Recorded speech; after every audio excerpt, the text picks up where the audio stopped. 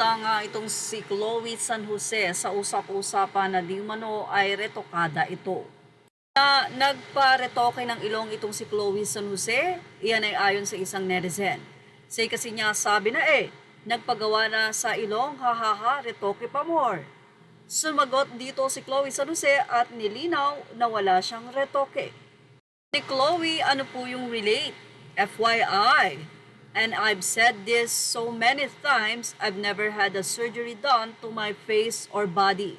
Si San Jose, mas gumanda ang kutis nito, mas pumuti. Pero pagdating sa kanyang ilong, I believe na walang retoke dahil yung texture ng nose niya before, kung makikita nyo, ay ganoon pa rin. Maganda talaga ang nose niya at syempre dahil sa contour ng makeup, napapashape ng mas matangos ang nose.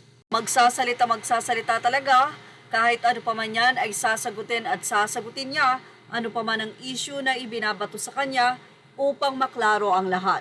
Samantala, maraming mga netizen pa rin ang up to now ay nagsasabi na napakatigas daw ng ulo at puso nitong si Carlos Yulo.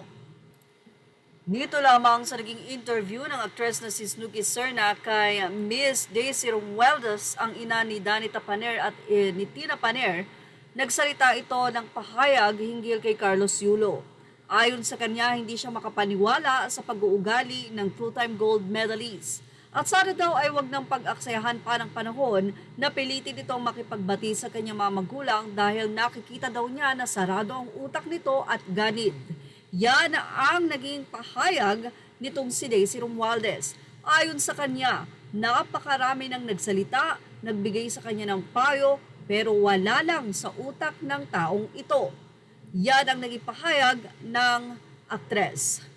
Ang netizen naman na sinasabi na tila mauungusan talaga ni Eldro ang kanyang kuya, lalong-lalo na kung pag-iigihan pa ni Eldro ang kanyang pagtitraining.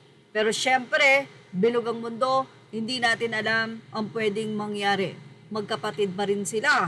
At kung ano man ang tampuhan, darating ang panahon na magkakapatawaran sila. Sa ngayon siguro talagang kailangan nila ng space at mamiss ang isa't isa. Focus na lang din talaga sa pagtitraining at gawin ang best sa 2028 Olympics.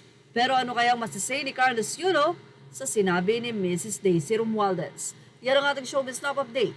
Images are all credit to the rightful owners. Thank you for watching Showbiz Snap. Please like, share, and subscribe.